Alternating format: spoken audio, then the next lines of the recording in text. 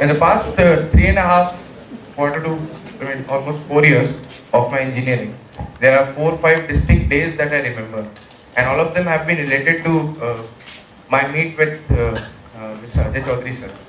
Every time we met, I always bugged him with a lot of ideas, and I always wanted to know more and more about how can I start my own venture. So there's one thing that he always told me, that entrepreneurship needs to be taught at the very basic level. Today we are blessed with his presence, and he is going to teach us how to start, just how to start. The first step is always the most difficult one, and well begun is half done.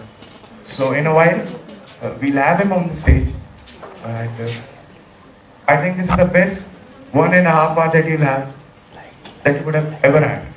Okay? So please pay attention. Thank you.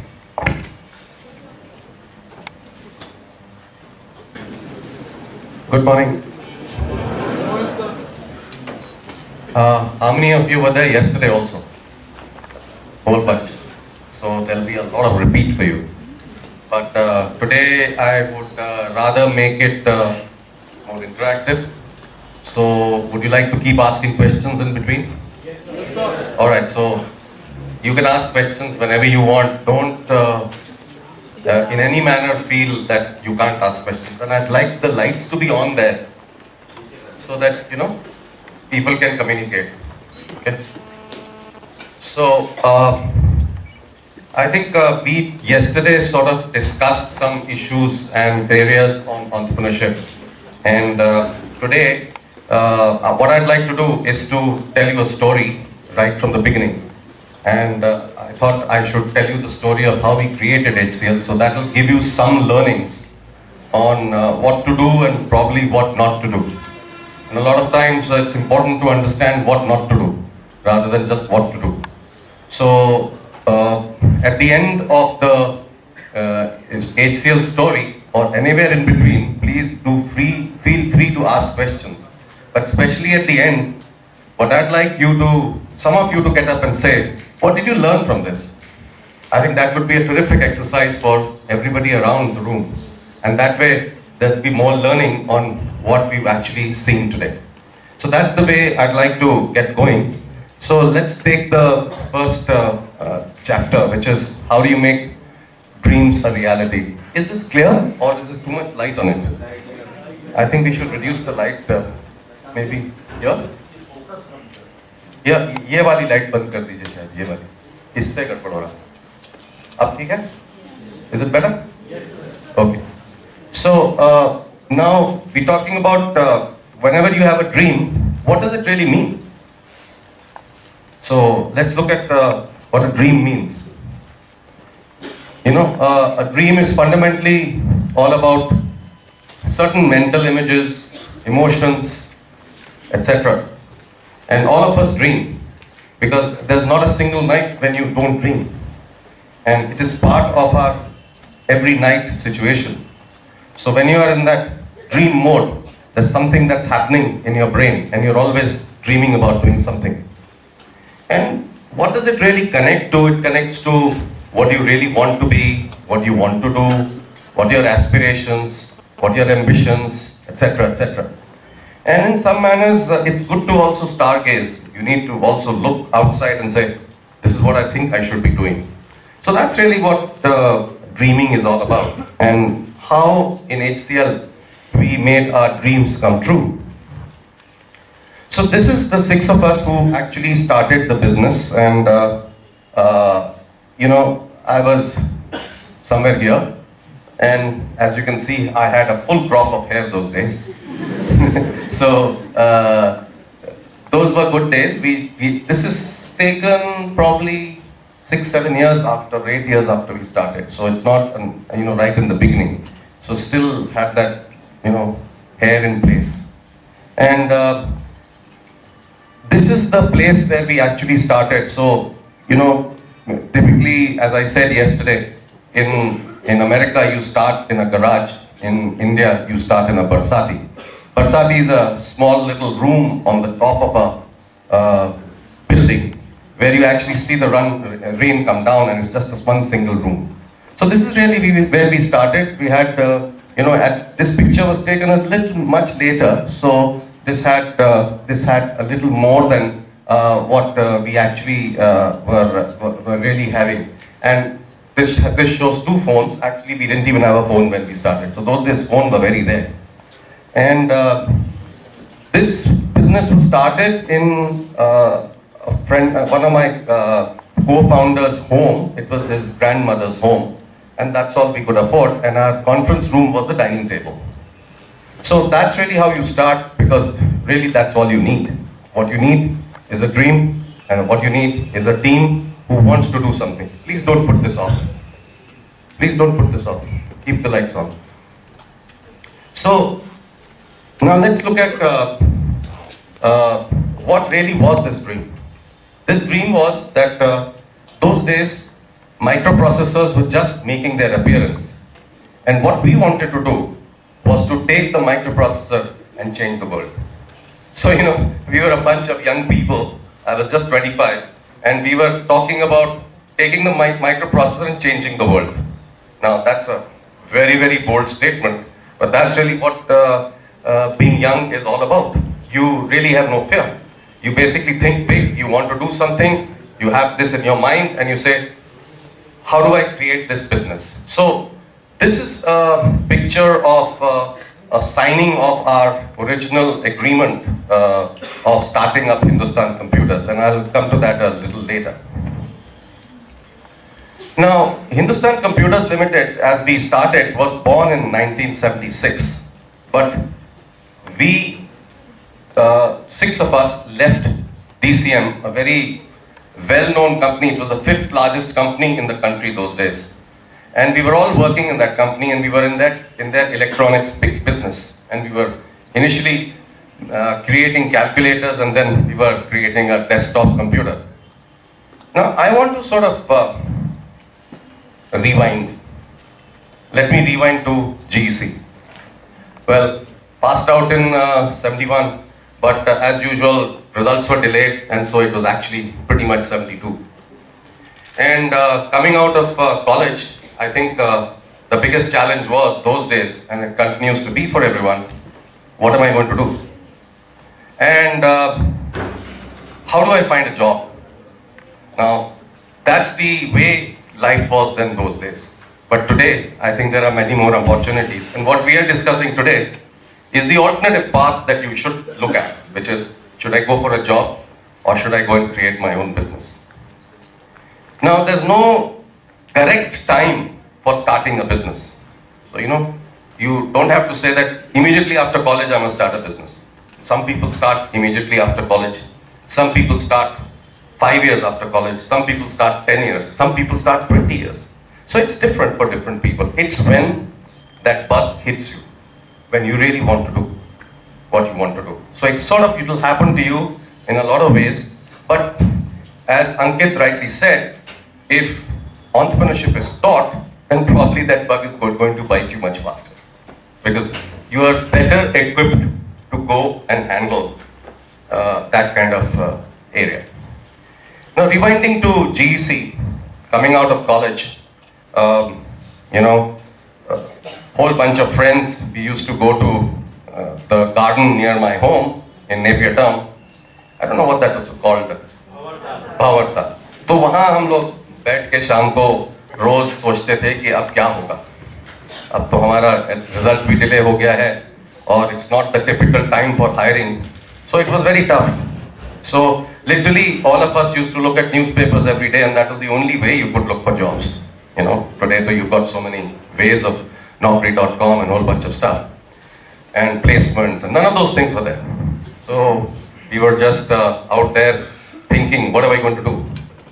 So one day, a whole bunch of us were applying for jobs every day, and we would every day discuss, मैंने यहाँ apply किया है, मैंने यहाँ apply किया है, इस तरह से चलता था. And that was pretty normal. And then one particular day, fate had something in store for me, and that was very interesting. I got, within a space of a week, I got 3 interview letters from Delhi, from 3 different companies. And all the 3 companies wanted an interview in the same week. So that was very, very good for me. So I decided to go off to Delhi for attending these interviews.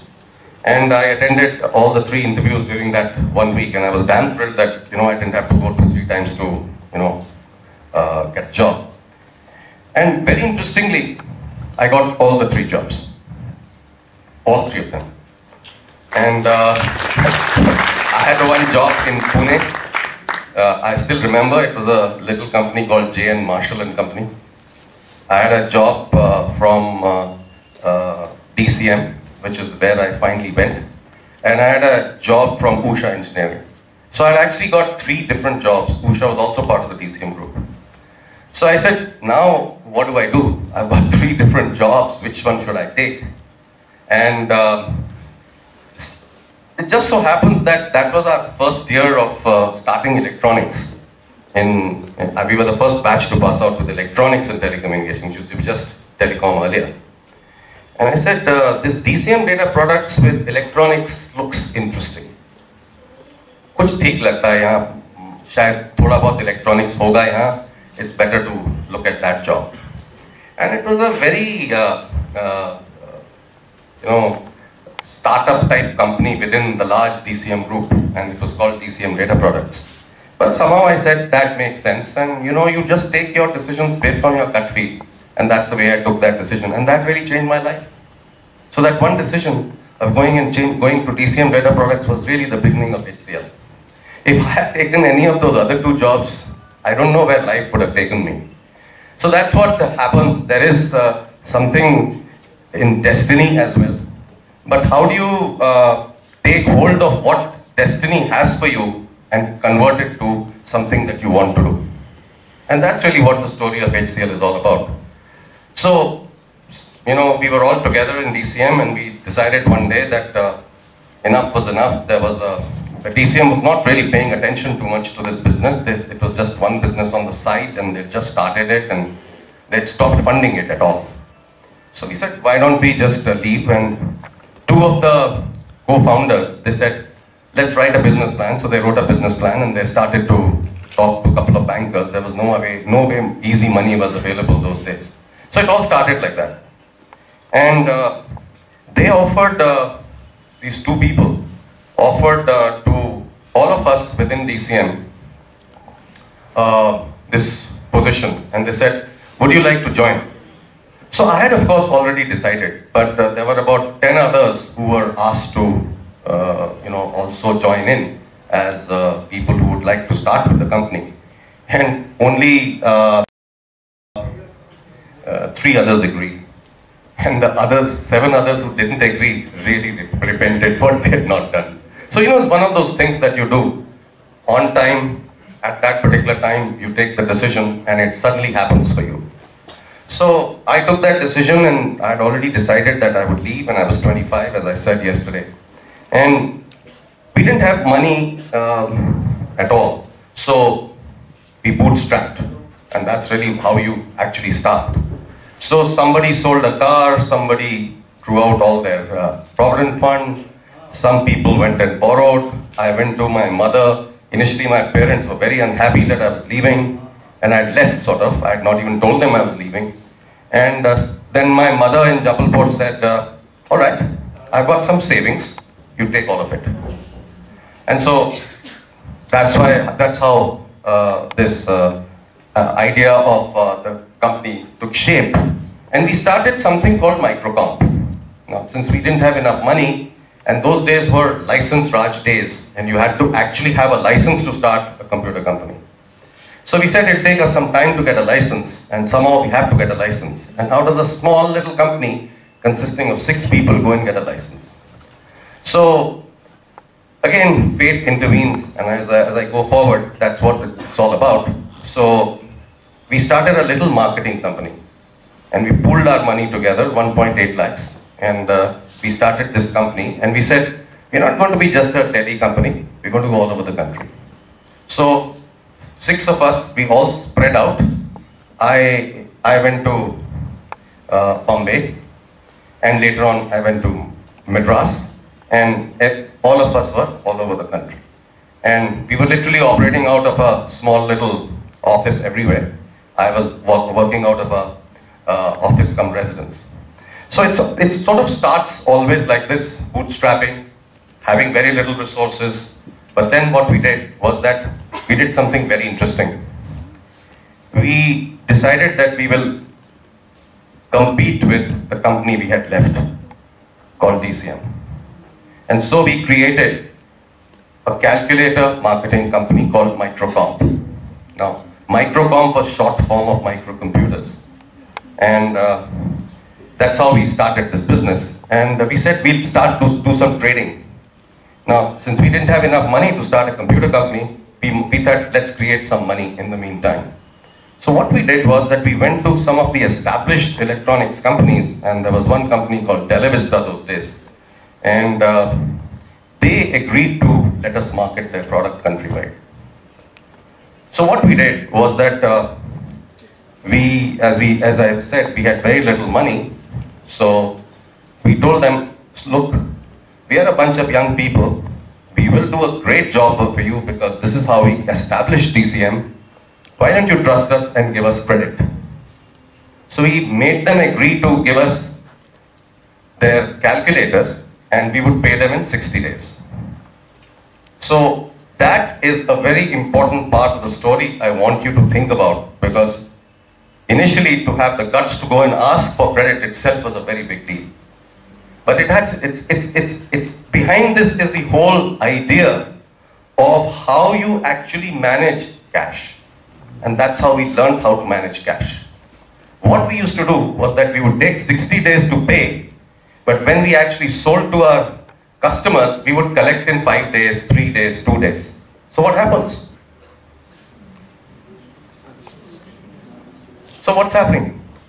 60 days to pay, I have collected in 7 days. So I've got 53 days. In that 53 days, I have that money available with me, isn't it? So I have more cash inflow than outflow, right? So with that, I have more cash to play with. So suddenly we would have more cash to play with, and that's how businesses are made. Businesses are not just made on profits. Businesses are made on cash flow. How you have money to work with, that's important. So very early days, as I had started, we created this whole model of a positive cash flow. Later on, you know, you look at 20 years later, Dell came with the same model. And they came with this whole model of what was called negative cash flow. So they would take credit from their suppliers for 60 days and they would sell online with money in advance. Okay, so that was the Dell model. They would say, buy on your credit card, pay us now, we'll ship in 10 days. So what were they doing? How much time did they have with the money? Sorry, give me a number. 70 days. Brilliant. For 70 days you got somebody else's money to work with. Hey, so remember, if you are smart, you work with somebody else's money. So do you think you need so much money to start a business? If you're smart, you can do a whole bunch of stuff like this. So that's how Michael Dell created his business. Brilliant model. Always was on minus 70 days. Terrific. Later on he increased it to 90 days. And became 100 days from some of the suppliers. So you're actually getting money for what you're making ahead of time and you're paying somebody 70 days, 60 days later or 90 days later. So this is how business is done. And this is how you create cash. And that's how we created cash when we started our business, by working with this whole model of trading. And flat in 1 year, we did have more money than what we started with, because the profits were good, plus cash flow was superb. And as a result, we created our first product, which was called a desktop 4-bit microprocessor scientific computer. Now, we are sitting in 1976, when we started the business. And we did something very interesting. As we were designing this computer, we were also selling it. Now, that takes a lot of guts because you don't have a product. What do you have? An idea? What else do you have? We are working in our R&D creating this product. Nothing, no imports are allowed. You had to sit and design from ground up your complete PCB, everything. And you didn't have simulators those days, electronic simulators. So the only way you actually designed an electronic PCB or motherboard was through breadboard models. You actually had little pieces of PCBs and you actually connected them by wires. And that's how you actually tested a computer or whatever you were making. There were no simulators available. So basically this product was designed like this. And what did we really do in that period? We started marketing the product just on a brochure. That's all we had. We created the most beautiful brochure. And we said, we thought what the product would look like. And we did an artist impression. And lo and behold, we were out there with a great bunch of salespeople to sell the product. With no product existing. There was no product. It was all in the labs. So again, I'm constantly trying to focus on one thing. If you have the aspiration, resources are not relevant. You just have to have the aspiration. You think, I can do it, it gets done. And that's really what it's all about. So what did we really do? We were marketing before manufacturing, and we did something else. You had to deliver the product by 31st March, 1977. Now, all the people who are in administration here in running the college would know that if you didn't deliver by 31st March, the government funds will expire. So here we were sitting in February 1977, and we had to ensure that delivery happens on 31st of March. So what did we do to actually go and get the business? Because we didn't have the product, we just had a brochure. What did we really do? We did something interesting. We created this great brochure, and we were a bunch of engineers, so we all went to the top engineering institutes in the country. We went to the IITs and everybody, and appealed to the profs and said to the professors, we're a bunch of young people. We are creating this company pretty much like the way it happens in America. Please encourage us. We want your business. So just on the brochure and model in our labs, some of the profs said, okay, we'll come and see your product in the labs. So we said, please do. And what was the product in the lab? We all know. It was just a breadboard model, some lights blinking. वो पुराने ज़माने Hindi film में होता था, light जलती बजती थी, उस तरह का था कुछ.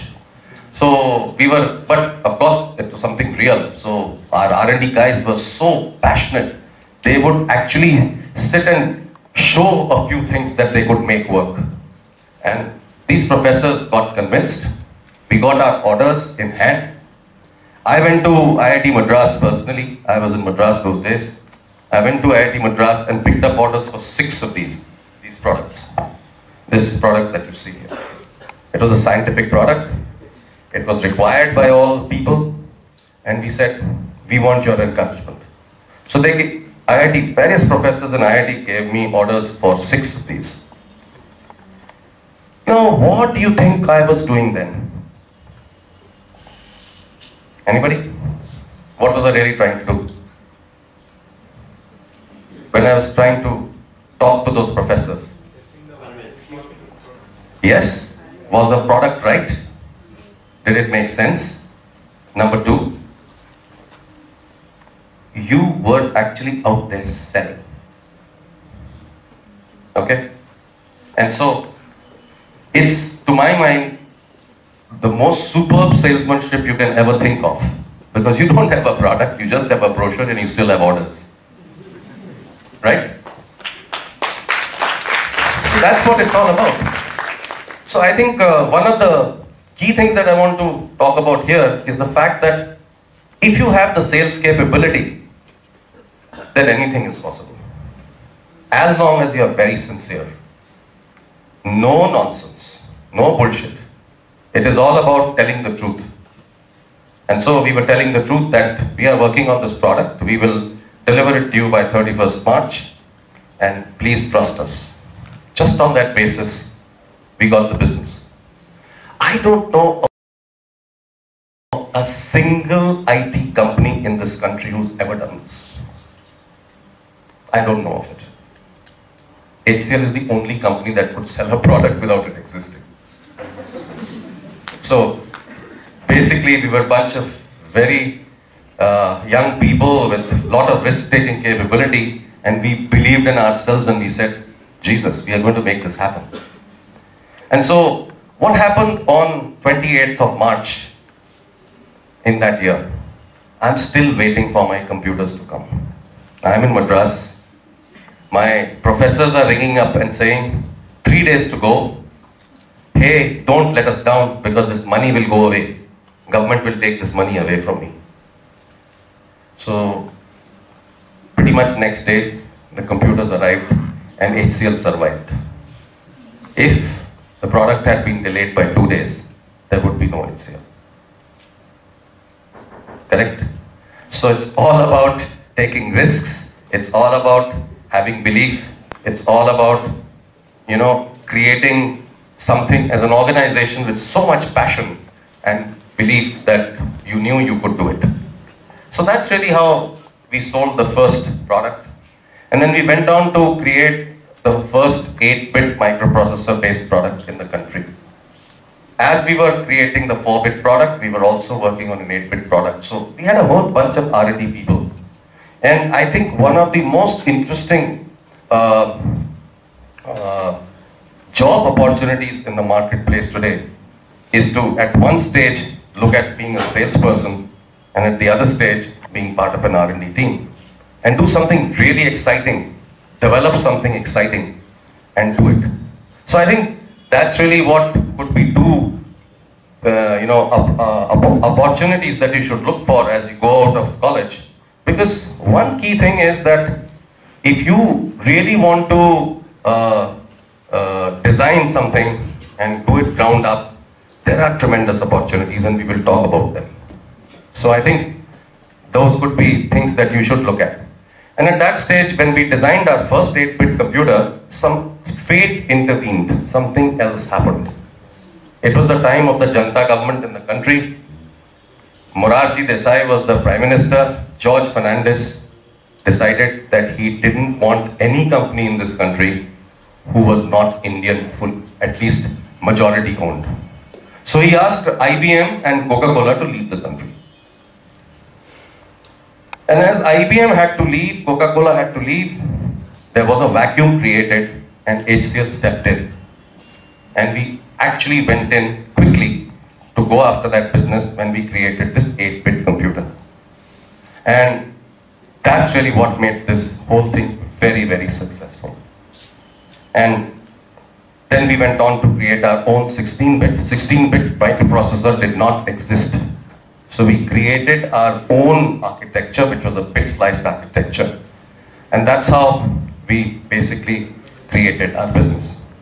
But the key point I want to mention, that we did not realize that we had created a microcomputer before Apple did. We only came to know it much, much later.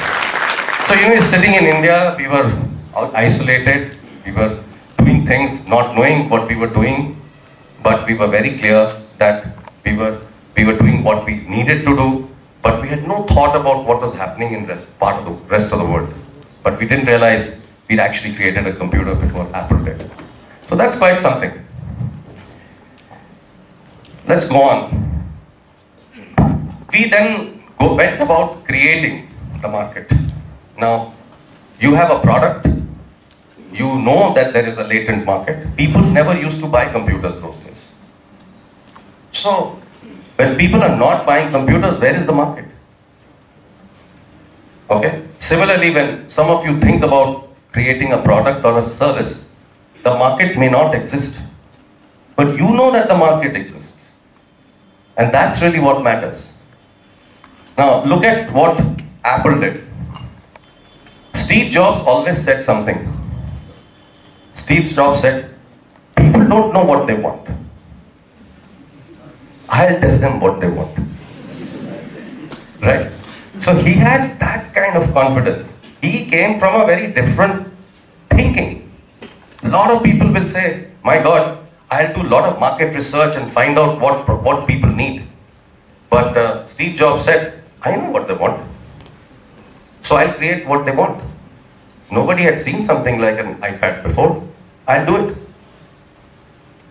And the same thing he did with the Mac. And he had this thinking in his mind that the product must be beautiful. So everything must be beautiful. His father taught him that, when they used to tinker with his car, he always used to tell Steve, hey, look inside the car. The inside of the car should be as good as outside the car. So he remembered that.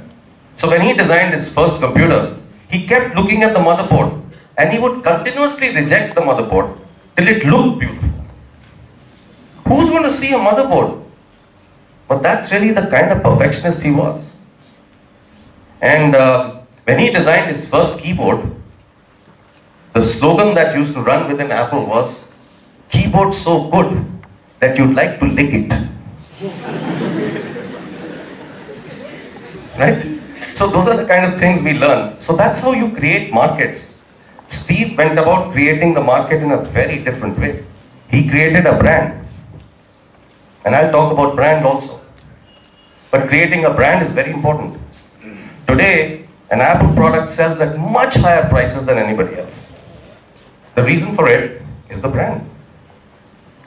So when we were starting out on computers, we had to figure out how to sell them. And we went around chatting with a whole bunch of our customers and finding out what were the issues why people don't buy computers. And a few issues came out. And the first one was very difficult to operate. Those days computers used to be in rooms, air conditioning, juta bahar, wo sab hota tha. Big computers. And nobody had seen smaller computers like we were designing. So we came up with this whole concept. This is a first full-page ad of a computer company in India, ever. First one. So we put out a full-page ad. And we said, for the first time in India, HCL introduces a computer which your typist can operate. So what is the myth that we were cracking? Very simple to operate, not difficult to operate. And that's how you go about creating markets. So that's what HCL is all about. We created market for a whole bunch of products, whole bunch of services as we went along. Because it's all about creating a market which doesn't exist. And that's really what makes it very, very interesting. Now, I showed these to you yesterday. Somewhere, when we were looking at the company, we said, hey, let's go get the best people. So when we started Hindustan Computers Limited, there were just 6 of us plus a whole bunch of R&D. So we were about 30-40 people. And at that stage, we went to the top IIMs in the country. And we said, come and join HCL. Bunch of young people, no revenue, just starting out, going to the top business school and saying, come to join us. So what were we really offering these people? Sorry? Yeah, anything else? Opportunity is pretty normal. Tell me something abnormal. Sorry? No. No job. No. Sorry? The platform to create something of their own. Yeah, maybe. Then? People who have common fears of starting off something new but are not... Don't think about entrepreneurship, think about job. So if I am coming and offering you a job, Why will you take it if I am a startup? There's something in the job that's different, no? Sorry? Independence. We were offering something called adventure. Come and join HCL.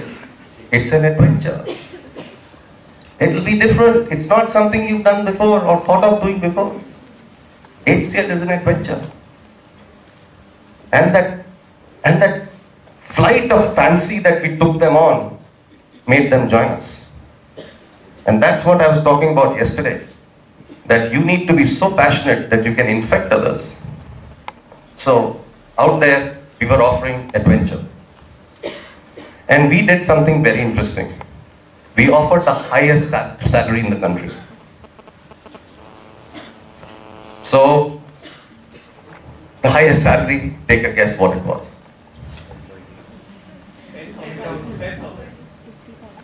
We are talking about 76. 2,000 rupees. 2,000 rupees princely salary. You know, आज तो driver को भी मिल जाता है 2,000. 2,000 rupees. Highest salary in an MBA. And all of us were paid much lower. The people who started the company. I started my career in DCM with 600 rupees. And I used to take home in HCL 1,000 rupees. And these guys were given 2,000 rupees. So, bunch of 6 very young people from the IIMs came and joined HCL. And they went about working with us and creating this market. They did an outstanding job. They believed in the company. And they became part of us. And 25 years later, when we were celebrating our 25th anniversary, I located all the 6 people and brought them for a celebration. And that was the most wonderful moment for me. So, these 6 people were very much part of us when we started. And then something quite interesting happened. As we were going along, I went off to Singapore. I started our first global venture in 1980. And we were a bunch of young people. And we had, what did we have? We had a small little company in India, but we went to Singapore. And what were we doing? We were manufacturing computers in Singapore. And so our international business started as early as 4 years after starting the company. We had the guts to go into it.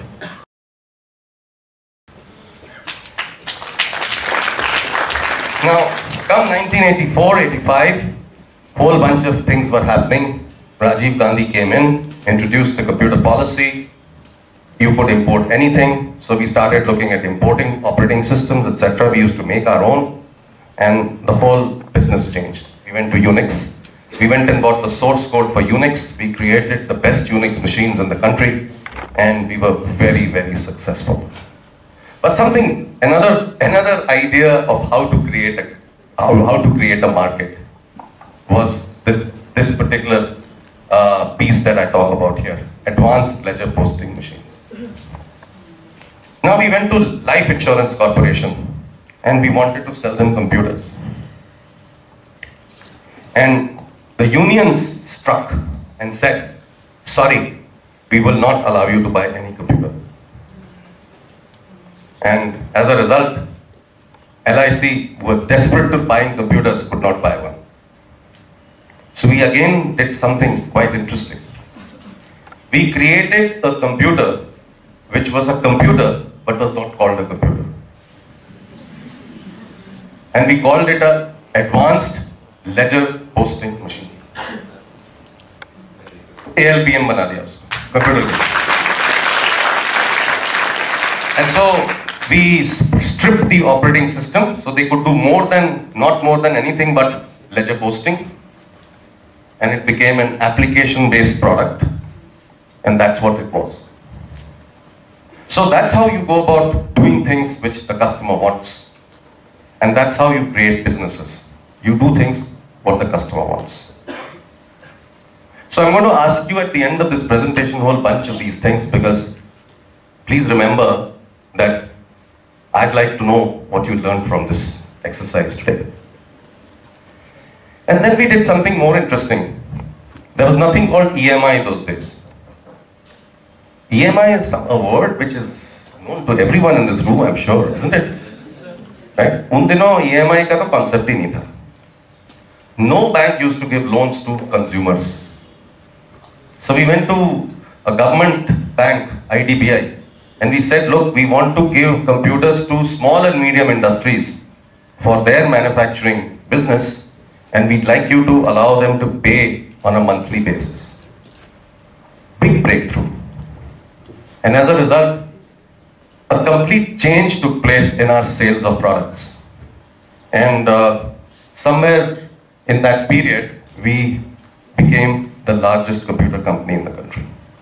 1986. 10 years after starting the company.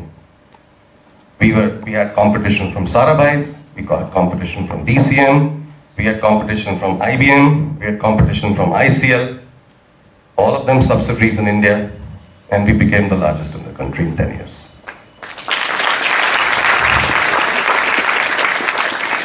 And then we did many things. We created the first LAN, the first PC, etc., etc. And as I said, we became the largest in the country. 1989, a very interesting thing happened to us. We were doing so well. I mean, the gross margins in our hardware products those days were anywhere between 50 to 70%. The margins today in hardware are between 5 to 15%. So margins were big, volumes were small. Today volumes are big, margins are small. So we said, let's do something different. We had created this fantastic multi-processor product, and we had designed it ourselves. McKinsey came along, very big consulting company. They wanted to enter India, and they said, we'd like HCL to be our first customer, because we were the largest computer company in the country. But we said, sorry, we can't afford you, you guys are very expensive. So they came around and said, look, we'll do it for free. So they wrote a proposal to us, and they said, we'll give you an entry strategy of how to get to America. So they wrote an entry strategy for us and said, why don't you go and manufacture your computers in America and sell them there? Now we are looking at 89. When did we start? How many years later? So in 13 years, we are going to try and sell computers to a country that invented computers.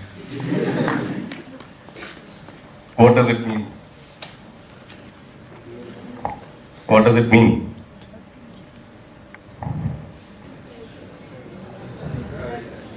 No fear. Correct?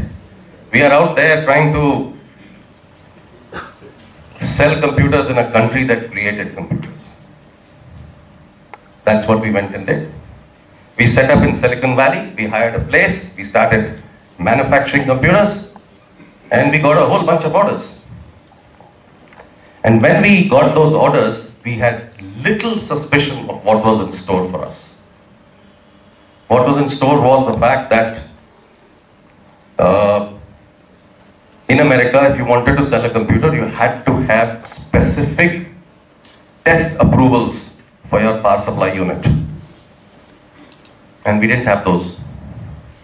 So we had orders, we had products we had manufactured, we could not ship. The whole project died. And McKinsey, who had given us the entry strategy, had no idea about this. We couldn't blame them, we had to blame ourselves for not knowing. So, here you are sitting in America, you have a manufacturing plant, you have people, you don't have the money, you're a very small company, you had borrowed money from ICICI to start this business, and we find it was a wrong decision. So what do? We pivoted the business. Now pivot pivoting your business is something I sort of referred to yesterday for those who were there. So if you're in your business plan and you're doing something and you've created something and you suddenly find it's not working, you change the strategy and you pivot your business. So our capability which we went with to the US was Unix multiprocessor capability. So we went to a whole bunch of companies in America who were designing multiprocessor Unix machines, and we said our R&Ds for hire. So suddenly, from a hardware business, we went into a manpower software business. We pivoted our business and somehow survived. But that's not the beginning of our real software business. It happened much later, and that's where we were. And then, of course, we went into 1990. 1990, 91, something crazy happened in this country. I'm sure most of you won't even know what happened. Globalization was starting. And one of the key things that happened which got globalization and opening of this country to happen was that in 1990, this country ran out of its foreign exchange. There was no foreign exchange. Country was dying. We had foreign exchange left for 4 days of imports. And if you want to run your car, what do you need? Oil. And you didn't have the money in this country. And therefore, when we were manufacturing computers, all our components used to come from abroad. None of the components were made here. So our business was dead. Absolutely dead. We couldn't import a thing. We could not run the business. And what do we do? So in 1990, we somehow scraped through by going and doing some deals with some of our friends in Singapore. And we told them that, look, we can't import things, can you help us import? Somehow we scraped through and managed. And around that time, something interesting was happening. We were manufacturing a product called Apollo in India, it was a workstation. And Hewlett-Packard went and bought that company. And as a result of that, we inherited HP, and HP inherited us. And we quickly formed a joint venture with HP. So it became HCL Hewlett-Packard. And at that time, when we formed this joint venture with Hewlett-Packard, we spawned off our R&D, and that finally became our software business. So as a company, we were much later into the software business as compared to the Infosys and Wipros of this world. And if you look at it today, we've caught up with them. You know, we employ 90,000 people. And how did we do that? We did that by going and buying close to 15 companies. Some worked, some didn't work. And that's how we grew and created a 4 billion software business.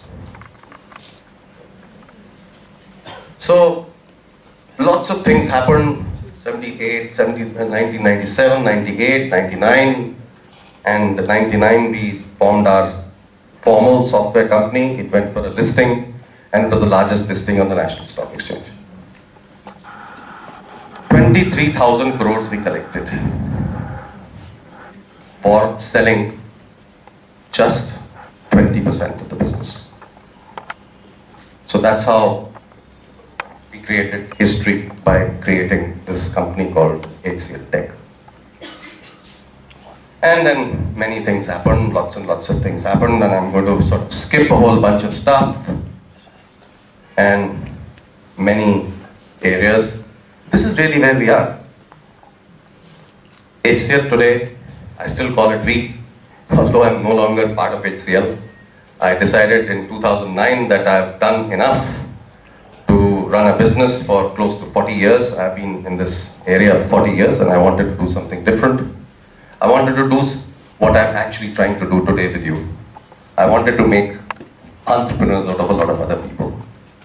So that's what I do today in a lot of ways. But that's another story.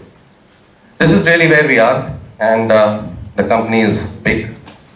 But how in the last 5 years we did something very different in HCL, which is something I want to share with you. I talked to you about how Apple went about creating a brand, correct?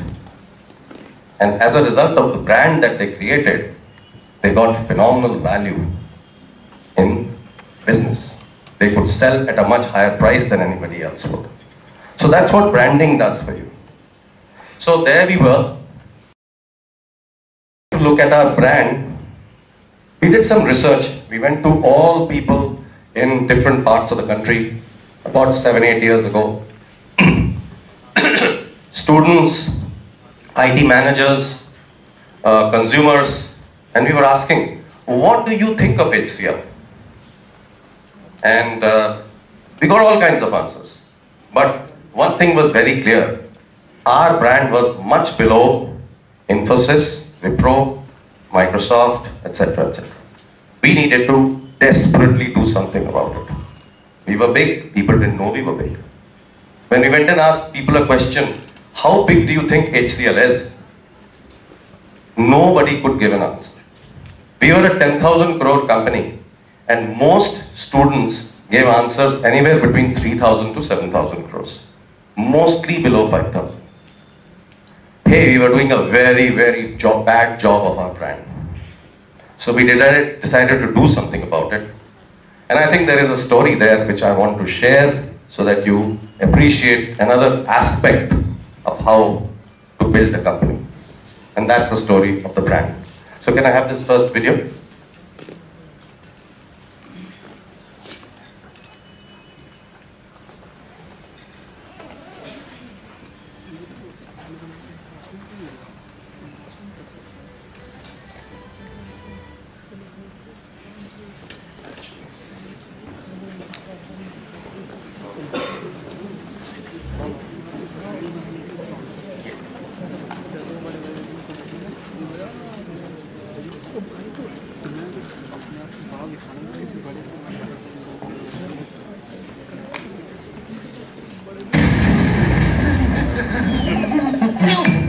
I'm so sorry. Hey, where's the fire? I've got a flight to catch. In this weather, it's not taking off.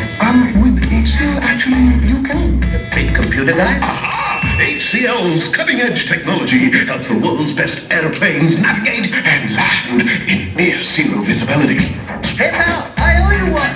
Oh, that's my plane. HCL, our numbers to the talking. Alright, so that's the first time we were, don't do anything more. Oh, wait. So for the first time, did you see something right at the end of the ad? What did you see? I can't hear you. 12,000 crores, right? So we had a byline saying 12,000 crores. Did you understand this ad? Did you like this?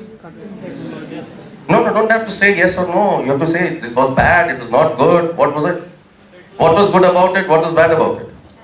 It was very fast. We couldn't take It was too fast, right? Right then? What was the basic thought behind this ad? That's right, zeros and ones. So zeros and ones indicate what? So that's what computers are built around, right? 0 and 1. So we were actually having somebody called 0 and somebody called 1 when we were trying to communicate. And it was based on a lot of, interesting technology that was behind this ad. So we came with this ad, and actually lots of these ads that you see on television, the first time you see an ad, you catch 20% of it. The second time you see it, you get better and better. After you've seen it 6-7 times, then you really catch the ad. And that's why ads are repeated. Because buying an ad time more than 30 seconds or 45 seconds on television is very, very expensive. So what you do is repeat the whole bunch, and it builds on you. So actually, if you see this 4-5 times, you'll understand most of it. Now, when we came out with this campaign, which was based on 0 and 1, and when we did research, we figured out we were going above people's heads. It was very difficult to understand. We were all geeks, we were all techies, and we understood it. We loved it. We said, my God, what an ad. But the research showed that most people had not understood. And so we said, hey, it is not working, let's dump it. So after spending close to 1 crore in developing this ad, we threw it away. We said, this doesn't make sense. So we went and did some more work, and we came up with this one main idea. What was missing in this ad was that it was very techy, but it wasn't connecting with our audience. So we said, there's a lot of IQ here, but there's no EQ. Right? That emotional quotient was missing. So we redid this whole campaign, and we came out with a totally new concept. And we dumped this, and we came with the next one. So we're going to show you 2 more.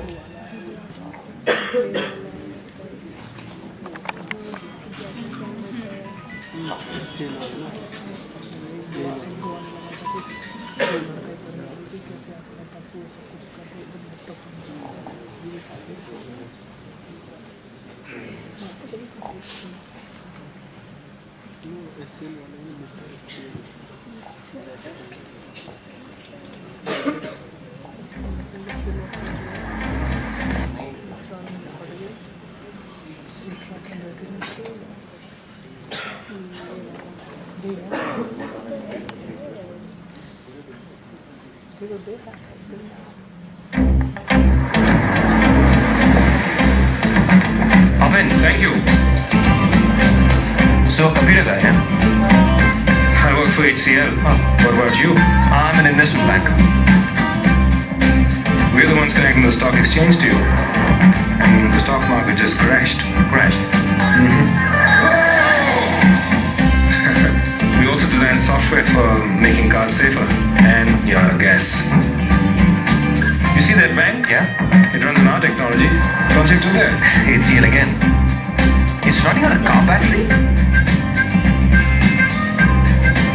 Thanks, I'll get off now. My ride's here. That cow's your ride. Actually, I've got to go overseas for a life sciences project. Thanks for the ride, Mr. Banker. By the way, that... It's a bull, not a cow. From India. So what was the difference?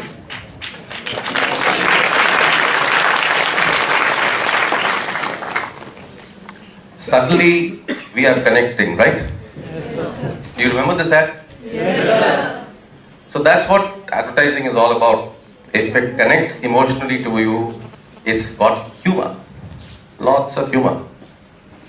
And it became the biggest hit for us because people started to connect with Mr. HCL and Mr. Banker. And that became a very powerful communication tool, and then the many ads that followed built upon them. And actually about a year ago we were thinking about changing the whole tack and not sticking with Mr. HCL and Mr. Banker, and we did some research and we found that if we actually went away from it, it will be bad for us. So if you look at some of the most interesting and old campaigns of advertising run in this country, which one would you sort of remember most? Old. Amul, yes. Nirma. The jingle of Nirma is just there for last 30 years. So many of them like that. Very memorable. Yeah. And look at Raymond's. Raymond's has had the same line for some 25 years. The complete man. So it somehow connects emotionally. And that's really what brands do. They create, they convert, connect deeply and emotionally. And when Apple came with its first ad against IBM in a sports arena, it is the most powerful ad ever created. And you must go back to YouTube and see it for yourself. And it's quite an outstanding campaign. They created that brand. So the next one I'd like you to see.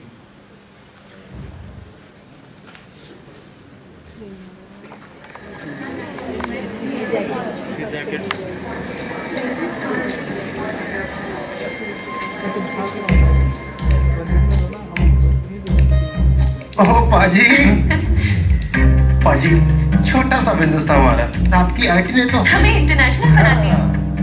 Thank you. अब आप लोग दुनिया भर की health industry में भी छा रहे हैं। Great job. You're the dudes that designed this game. Yeah, man, and the chip inside too. Our sky's a lot safer, thanks to you guys. Mr. HCL. Mr. Venkat, can I have my jacket back? That's all this while I was wondering. Oh, one sec. Maybe you should just leave it on. It gets a little cold here. But I was wondering how did you manage it? Oh, hi, you work for HCL? I have this new Mali. I just want... From India to across the world, HCL technology.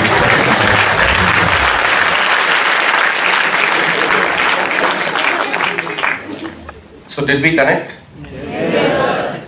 That's really what good advertising does. It connects. And therefore, I used to go to parties in the evening when this campaign was running, and everyone used to ask me, where is your HCL coat? So, this whole campaign really changed the way our brand worked. And when we were doing research, we were constantly doing research on, and you see this piece always would come at the end. It would tell people how big we were.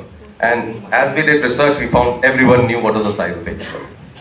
We had billboards all over the country saying HCL $5 billion company.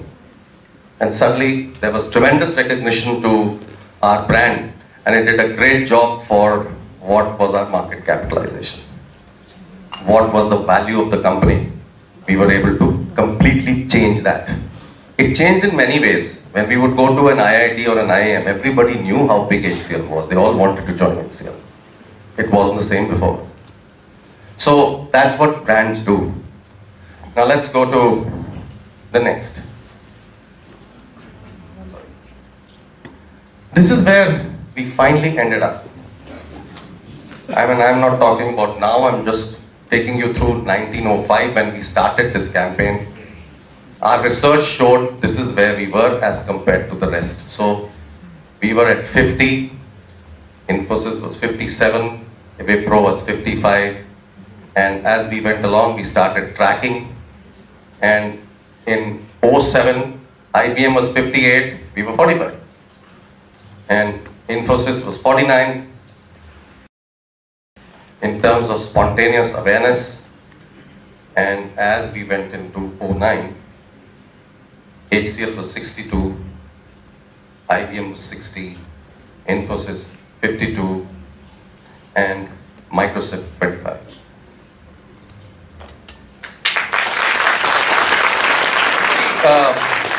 This whole idea of telling you the HCL story today was to bring across some points, and I'd like to know those points now. So we just went through this story because the next part of our presentation, I've done bits of it yesterday. So I'd rather focus on what do you think were the learnings from the HCL story. Anybody? Take up one point at a time. So, dedication. Yeah, anything else? Just use one word. So, risk-taking capability. Yeah, anything else? Sir, courage. Yeah? So, marketing your plans, guts. Yeah? Sir, consistency. Passion. Hmm. So, moving ahead of time. So creating a brand. Optimize.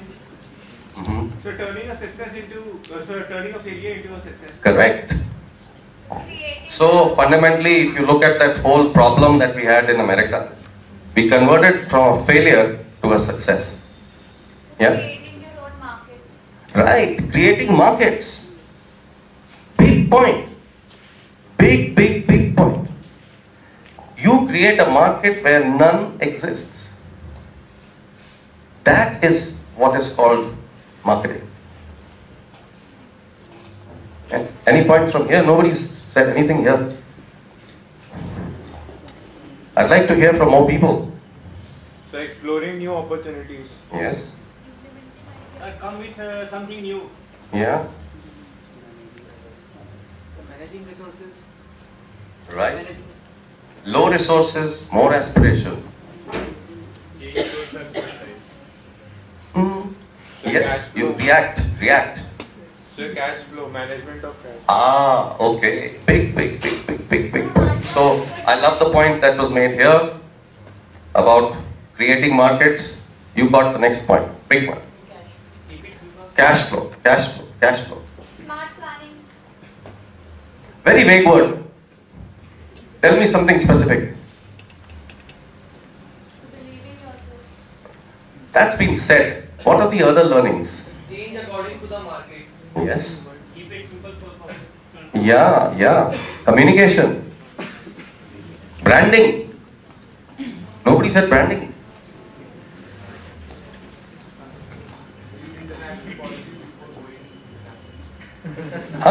Good. No more before making that investment. Yep. Let your passion infect others. Yes.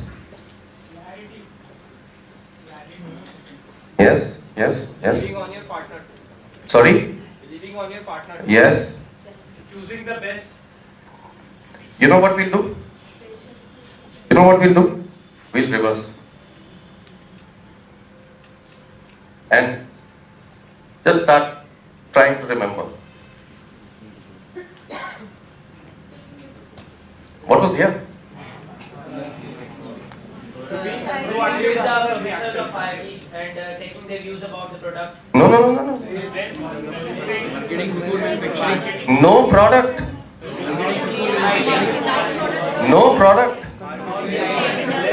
Selling your idea. You got real guts to do something like this, no? What did we learn here? Make it simple for everyone.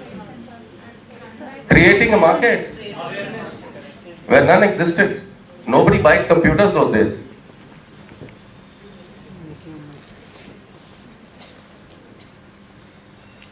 What did we learn here?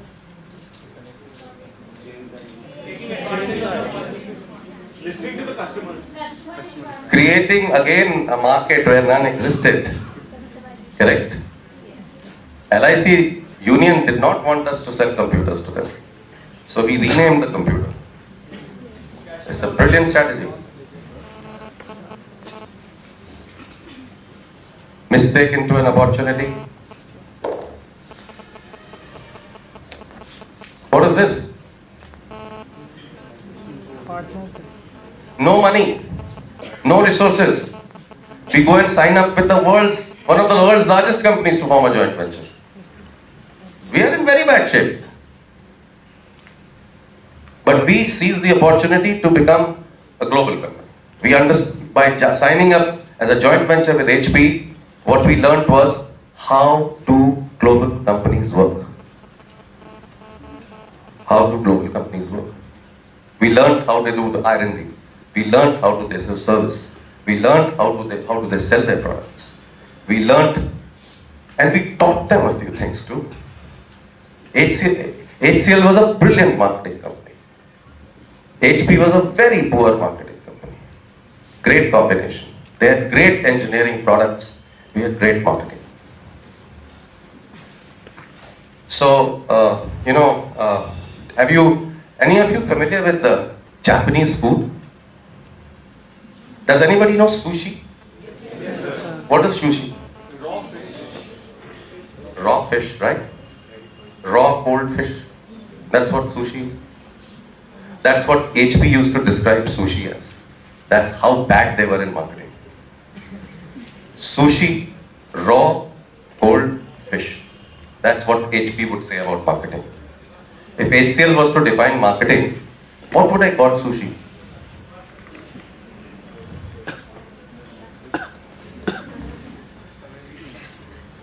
The most fantastic fish that I have ever eaten, it melts in your mouth. Correct? That's what HCL would say. And that's the why this was a very successful combination.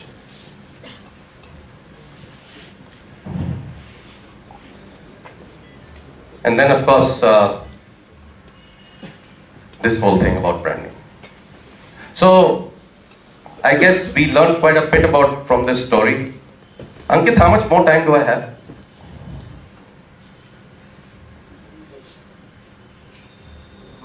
Half an hour? Yeah. So, we will skip some of the slides from yesterday. Is that okay, or should I do it faster? Because a whole bunch of you were there. Sorry? Okay, we'll do it a little faster, and so that what I'll do is that I'll sort of go through some of those slides. So, you know, we talked about this whole idea of how entrepreneurs build businesses, how entrepreneurs create jobs, and that's why you should look at being an entrepreneur. And we talked about a whole bunch of these things: clarity of vision, passion, deep connect with team, and optimism and zero ego. On zero ego, I talked about an interesting story yesterday. Does anybody remember that? Sorry? Director story. What did they teach us? Zero ego, right? So everybody remembers that director story? Yeah. Who were the people not there yesterday? Oh, whole bunch. So I'm going to sort of repeat some of the stuff. Okay. So entrepreneurs supposed to have all of this. You have to have what we call optimism. You have to have passion, and you have to have zero ego. So let's go a little deeper into this subject. Entrepreneurs are able to see the goal. They see where is their goal line. They have that thing in their mind. They're able to see that very clear. They sort of cut through all the complexities. They make things very simple. And that's really what makes the business successful. If you're trying to communicate with your co-worker, you're trying to communicate with your partner, if you make it simple, you communicate better. You saw even in that advertising that we were doing, if it was a bit complex, bit difficult, and not emotionally connecting, then you don't succeed. So it's very important to be able to connect and conceptually have one idea that you work with. I was in a conference where somebody got up and I was talking about entrepreneurship, and this chap had 4 ideas. And he said, I want to implement all 4 of them. So I said, don't do it. Pick up one and do it really well.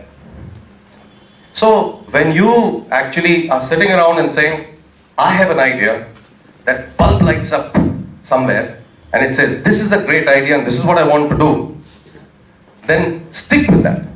You may get 4 other ideas. If you have 4 ideas, sit down with a piece of paper, write down what you feel is making sense and which is the best among all the ideas that you really would bet your life on, because you're really creating a business. You have to bet your life on it. But one thing that when you start to look at creating a business, you have to have that in mind, is that I'm going to do it and I'm going to do it really well, and this is one idea that I'm going to go after. But entrepreneurs have something else in their head. They see possibilities where none existed. Okay? So in the HCL story, we saw possibilities where none existed many times, because we went about creating businesses that never existed. Correct? So that's what entrepreneurs do well.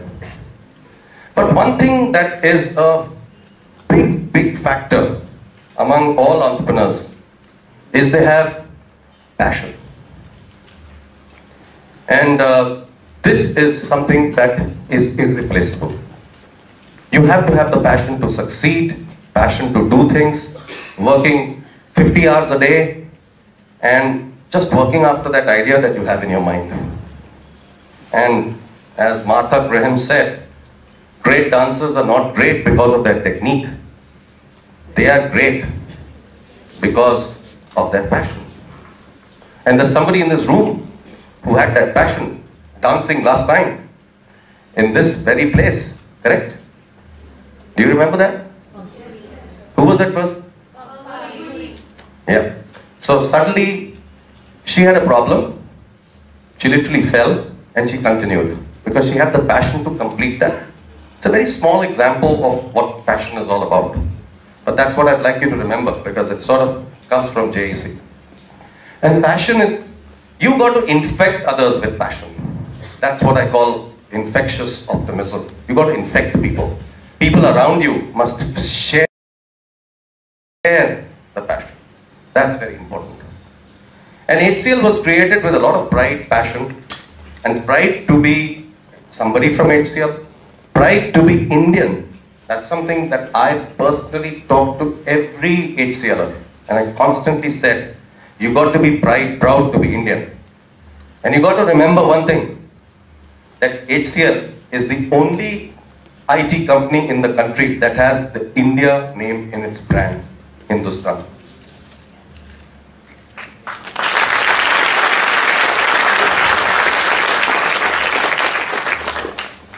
So, entrepreneurs they make great connections, they convert a product idea into a value proposition. And they understand the value of a team. You need to create a team in the beginning. It should be complementary. Somebody could be good in sales, somebody could be good in R&D, somebody could be good in manufacturing, and somebody could be good in finance. If you create a good, nice team like that, you have a very good start into making it very successful. And literally everybody has to do everything when you start the business. So you're bootstrapping, you don't have the money, you can't afford to hire everybody, so you actually do everything that you need to do. And we talked about this. But somebody said something very interesting. He said, it's not about obstacles, it's about optimism.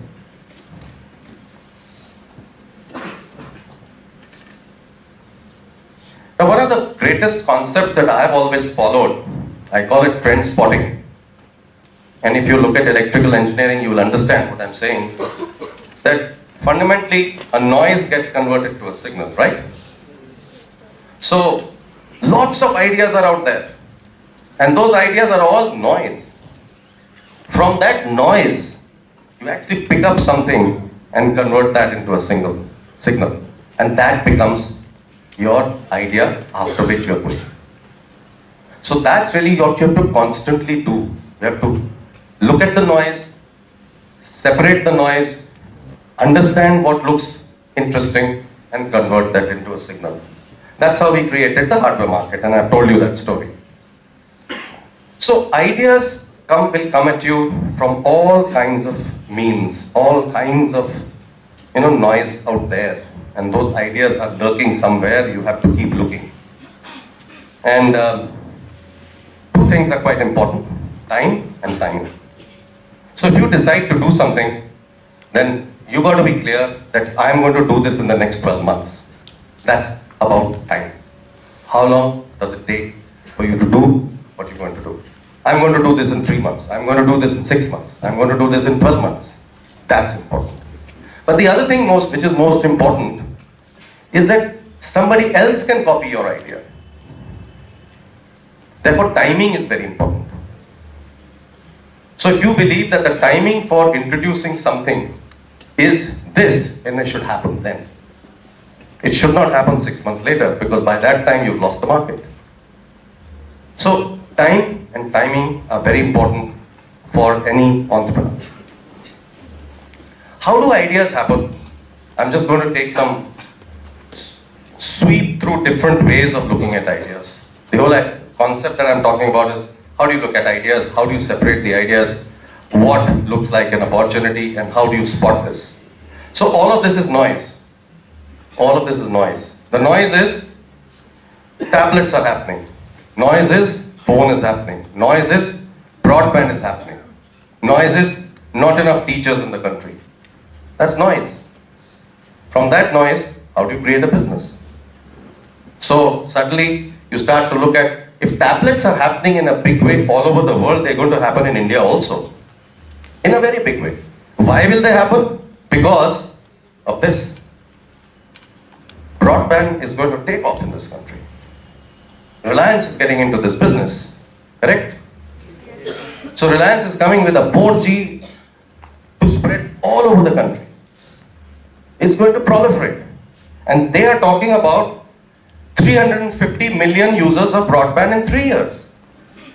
So if this is the noise, how do I convert it into a signal? How do I get that one idea by which I can be successful?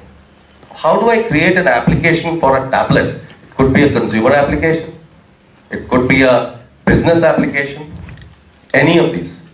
And so that's how you actually look at, picking up an idea, take forward your thought. Now yesterday, Chand talked about English. How good is your communication skills? There is an opportunity in English. Lots of people in the rural marketplace in this country can't speak great English. Can't it be done through broadband? Don't you think so? You can remotely teach people how to learn English, talk English, better presentation skills. Would you agree? So that's how you create an idea. English is a demand in the rural heartland. How do I get to that? What do I do with it? How do I go after it? I talked about this concept which is very interesting. All global companies in the world have been designing products. People in America, people in Europe, people in Japan, they've been constantly designing products for the Western world. But that Western world is only 14% of the population.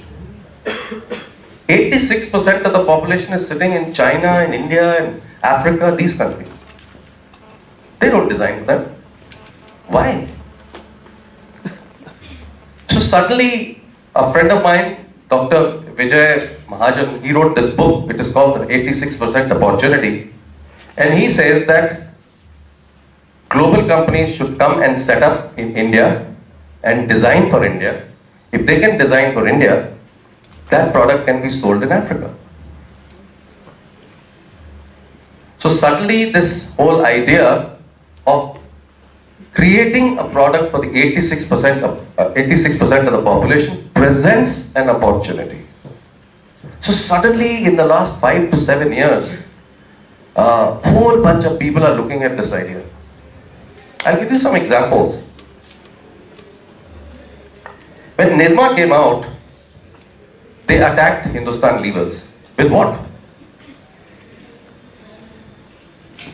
Anybody know the Nirma story? What did they attack levers with? Hindustan Levers. Nirma came with a detergent powder, which is dramatically cheaper. They wiped out Hindustan Levers. Big company. So that's how they created a product in India. Then Levers decided, hey, we've been beaten blue by Nirma, let's do something. So they came up with a product called Wheel. They designed it in India to attack Nirma. And became so successful they took it to Brazil. Became very successful. So all over Latin America and all other parts of the world, they're actually selling Wheel today. So fundamentally what the opportunity is in India is fantastic. Actually, if you look at the world today and you look at which part of the world is growing, tell me, is America growing? What is the GDP growth of America today? Sorry? No, even less than that. Some quarters it's 0.2%, 0.4%. They'll be at 2% maximum this year. Europe? 0.8. Somewhere there. Lots of countries in Europe are not even going to grow. They're going to degrow. So where's the growth happening? Asia, Africa. So suddenly there's a big change in the market, complete change in the market. So yesterday everybody who passed out of college said, I've got to go to America. I mean, if you go to America and the damn place is growing at 0.5% and 1%, why would you go there? Why wouldn't you stay in your country, which may probably grow at 8% and 9%? Because the faster you grow, the more opportunities there are there. So suddenly, there is a lot of people from all over the world coming back to India and saying, let me do something in India because this 86% opportunity exists. So I meet a lot of youngsters who come back from US or Europe, and they are coming and setting up businesses here. And they're all saying, I want to design this, I want to do this, I want to do this for India. And if I'm successful in India, I'll take it to another part of the world. So, I'm seeing a lot of little medical devices companies. Something that used to cost 4 lakhs is now available through a medical device company who's designed that product in India for 30,000. So suddenly, the market will change, no? Because at 4 lakhs, how many can you sell? And you want to go to the rural market with medical devices, you want a huge population that is bereft of all these needs that are there today. So suddenly there is a large market sitting there in the rural area, and if you have an idea about a product or a service that you can design for the rural market, then you could be pretty successful. Okay? I've seen somebody who came 3 days ago to my house, and he was showing me a camera that he's developed for ophthalmologists. That camera costs to ophthalmologists in this country 50 lakhs. They buy it for 50 lakhs to examine the retina in the eye. It costs 50 lakhs. This guy has designed this software and hardware bunched around an iPhone which can deliver it for 50,000.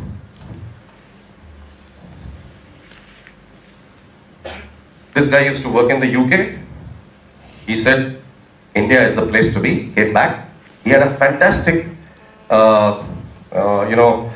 practice as an ophthalmologist in UK. He dumped it, joined up with a software guy and a hardware guy, decided to design this product, and he's at it now. That's really what's happening. There is a huge opportunity that's staring at you. Akash created a completely new price point. Low-cost medical devices are happening, and therefore there is an opportunity in this country. Similarly, new technology, lower costs. Nano. There is a whole world of frugal engineering there. Right? Nano literally coined the whole idea of frugal engineering.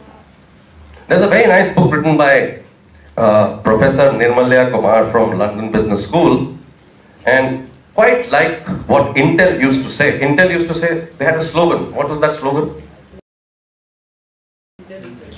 Intel Insight, right? He's written a book called India Insight. And he looks at innovations in India that are happening, which people don't know. All over the world, people are actually seeing products and services developed out of India. And people don't know that it's been designed in India. Go and see a TED lecture by Nirmalya Kumar. It's outstanding. It's a TED lecture. See it. Very interesting. He talks about the hidden innovation from India. So, again, there are lots and lots of opportunities. You can have something faster at same price. You can have low power. You can have solar. You can have a product that doesn't need servicing. You know, you design an electronic product and it doesn't need servicing. My God. You'll be very successful. There was a company, little company in America called Intuit. Very famous. They designed the first home accounting package in the world. But this chap who was creating this Intuit, he came and told his fellow co-workers that we are not going to charge anything for maintenance of the software. So you make that software completely bug-free. Have you heard of a software that's bug-free? If you use Windows, you know what I'm talking about. Right? Even if you use any software, there's a huge bunch of bugs. Right? So, you use a phone, you see a lot of bugs, right? suddenly phone stops working, you put it on and off, and it starts working. So there's something out there in operating systems that are always buggy. This guy designed a product that had no bugs. So he came up with a concept, and this concept is very well known in management, is that you take away the safety net. So if you look at it, have you guys seen a circus?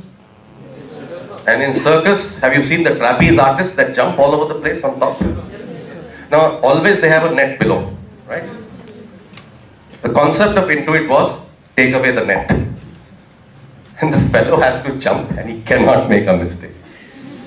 Right? That's how you design your software. So can you design a hardware that doesn't have any problems, so it doesn't need maintenance? It could be the next breakthrough.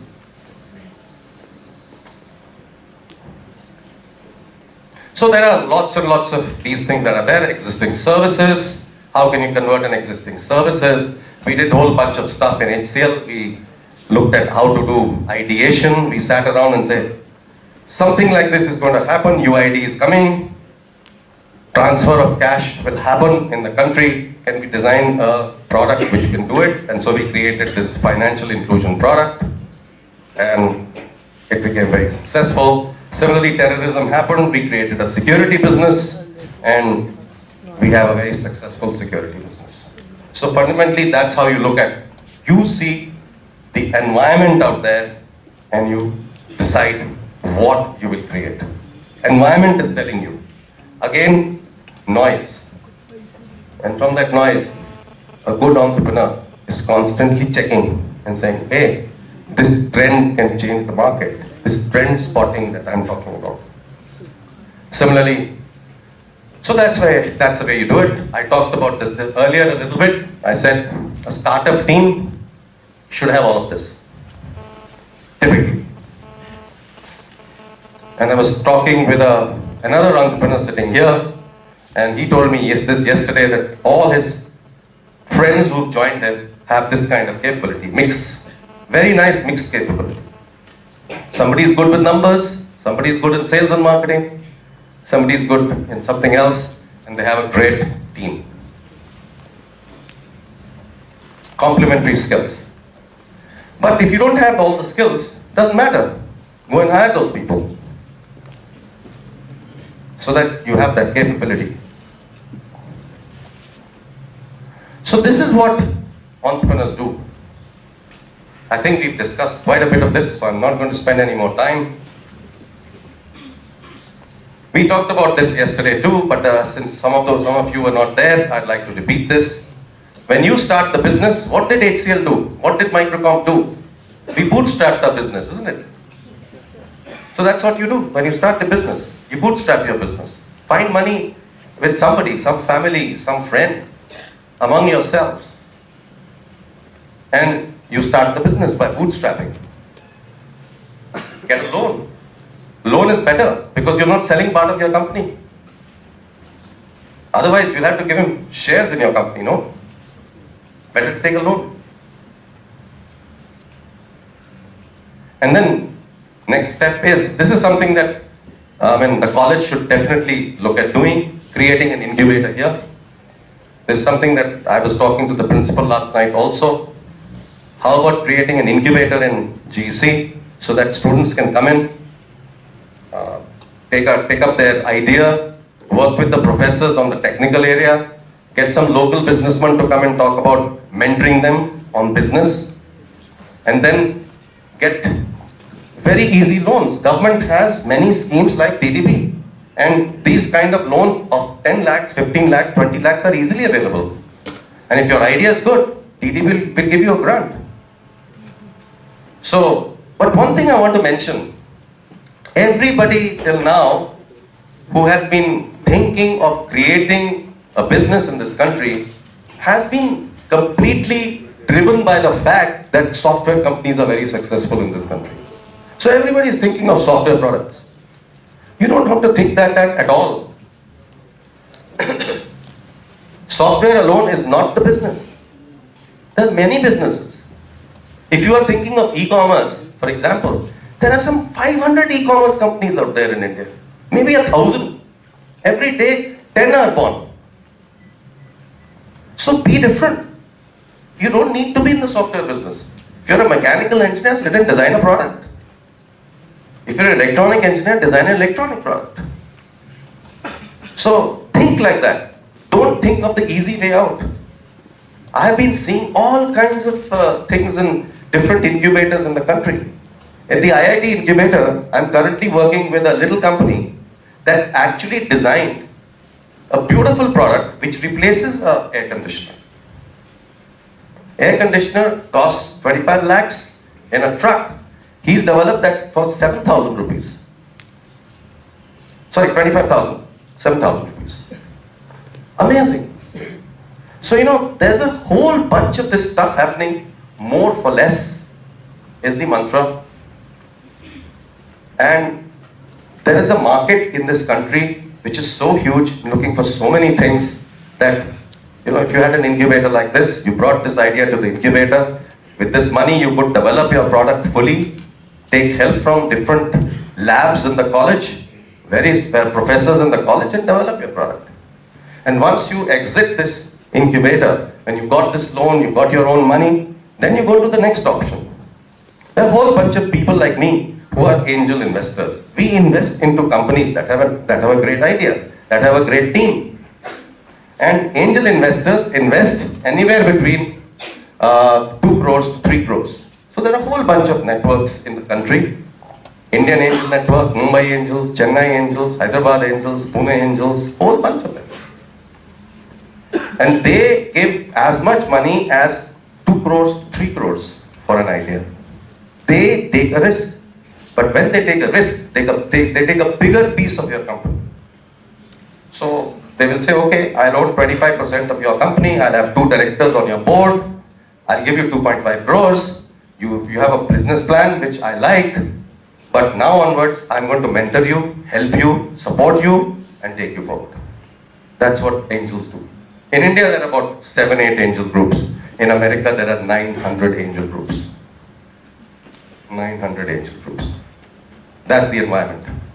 And that's how America is so successful with innovation.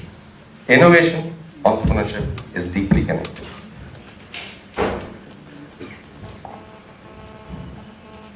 And then that's what happens. They give you 2 to 3 crores and they have an expectation of return. And once they actually have invested in you, they will take you to the next stage, which is called Series B of investment. That is where venture capitalists come in.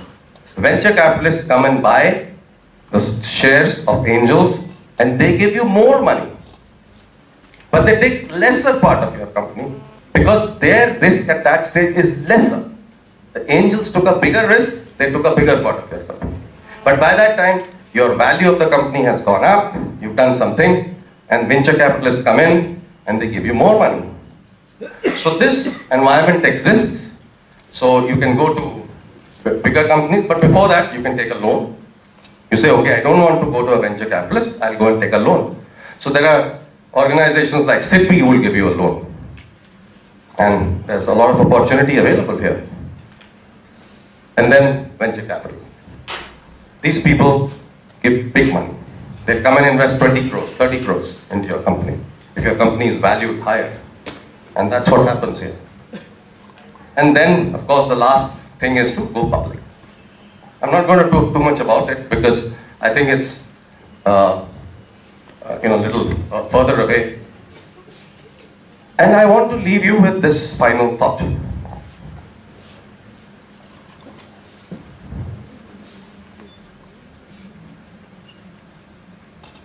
I saw this on the internet many years ago, and I've used it with a lot of people to inspire them and making them think as to what they should be doing. So fundamentally, what would you like to be? A lion? How many of you would like to be a lion? Right? And how many of you like to be gazelles? Gazelles are the ones that run like crazy. They run very fast. It doesn't matter. You still have to run. When you get up in the morning, you still have to run. When the sun comes out, better be running. Okay? Thank you. Any questions?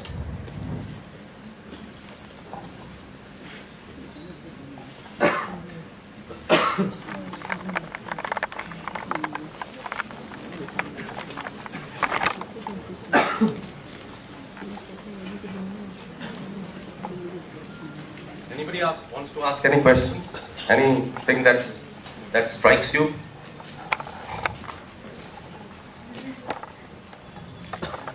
So you said that you employed people from business schools and you offered them a salary which was much higher than any other company would offer anybody. So why did you do that? I mean, you could have got skilled workers even at a lesser salary. So why did you afford such a high? We wanted the best. We were starting a company. We felt that we must have the best. Because we wanted people to come in with newer ideas. We just didn't want to stick to what we were doing.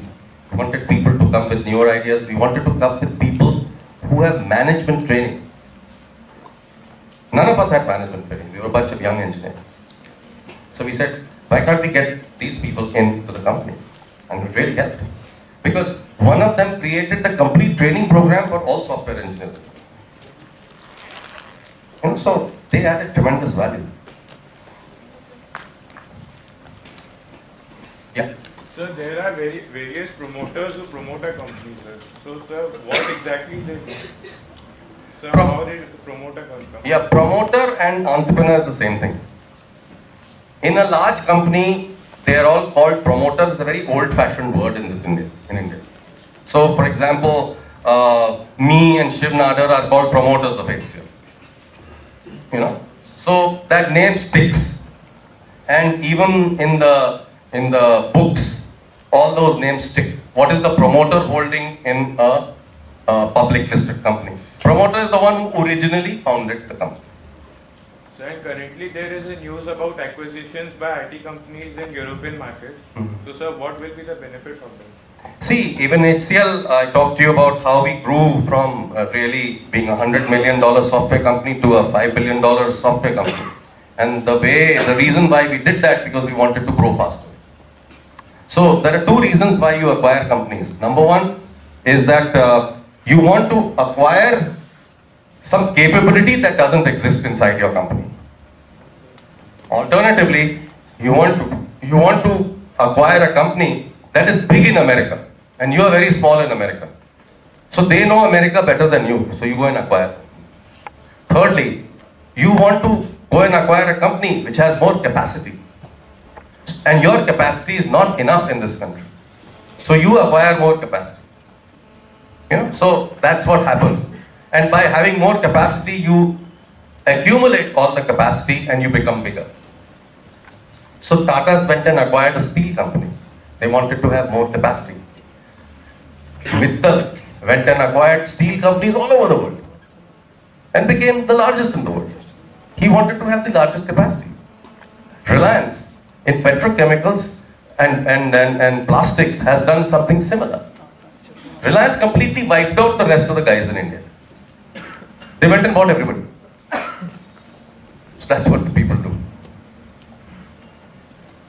So, yeah. How far is management study important in entrepreneurship?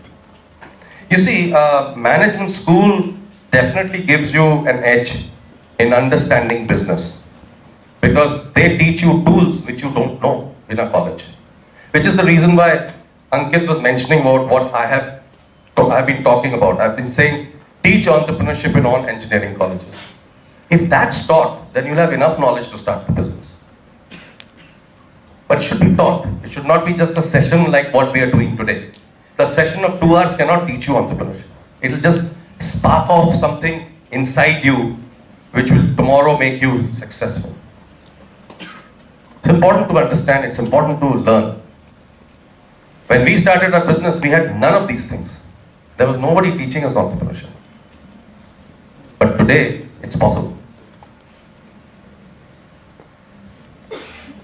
Anybody else? Yeah.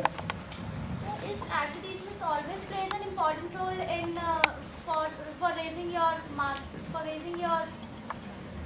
Market capitalization. You're talking about branding. You see, it's all dependent on the market you're into. It may not be necessary in some places. In some places, let's say you're already holding 40% market share of that particular segment of the market. I don't know whether it's relevant at all. But what branding does for you, it raises the profile of your company and can get you better price than your competitor, which is what Apple does. Apple's all about branding. An iPad costs 40,000 rupees.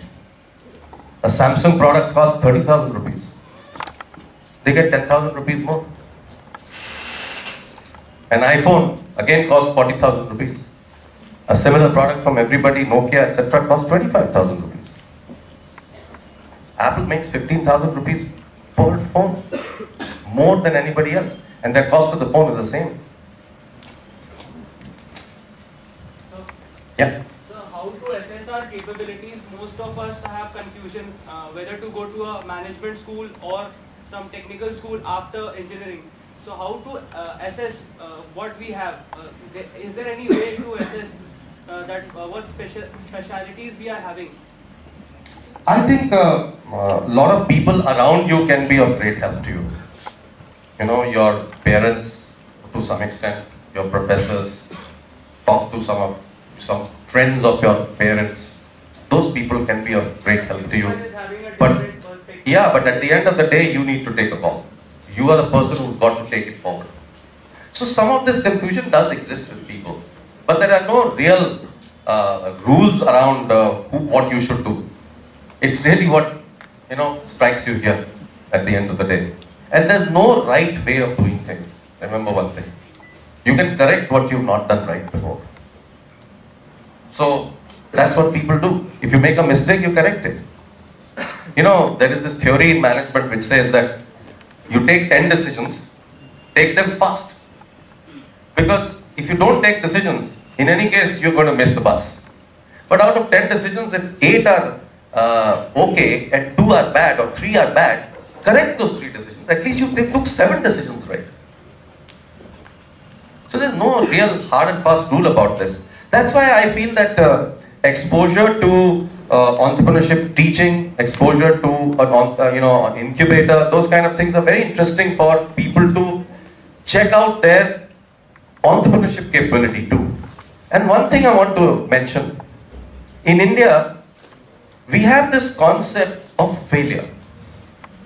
You know, people go in and say, you know, I'm appearing for my exam, I cannot fail, I have to succeed. Making money. But they are surviving because of cash flow. So what happens in Flipkart? Think about their model. I talked about cash flow. What is their model? So if we pay, then it will deliver 2 in 3 days. Correct. And if we But they take credit for whatever they buy. So if they're delivering you a CD or they're delivering you a book or delivering you a piece of electronics, they're taking 30 days credit or 60 days credit and they deliver you in 3 days. But they are taking your money up front or on delivery. So they're actually generating cash flow. It's a cash flow business. And by generating cash flow, they create value for the company. The investors in their company are valuing their future cash flows. That's the way you value a company. Yep. Sir, how do we go about market research? Sorry? Market research. Market research, there are many models. And there are areas by which, see, there are some market research companies, you can go to them. They're big, small, medium. You can also sit and design your own questionnaire on how do you want to test out the market, and you can go and do a sample of a market to check out what customers want. So there are many things. Like today, as I said, what I've given you today is a taste of entrepreneurship. I taught this whole thing in IIT Hyderabad in 18 hours. So what I've done is I've just taken few slides of what I use as a course of entrepreneurship, and that too, introduction to entrepreneurship. This is not just entrepreneurship. So all I've done I've tried to do in 1.5 to 2 hours is to give you a sample. So there's a lot. I mean, I actually cover market research as a subject in my talk. It's a big subject. Yeah. So there is one point, incubators or loans. So please explore about it. Yeah, you see, what happens is that incubator is a organization that is set up inside an institute, like your college or an IIT or an IIM. This incubator is run by an incubator manager who typically has some experience in entrepreneurship. What happens in the incubator is that they go and apply to the government to get recognition of the incubator. So there are many government agencies who give funds to incubators.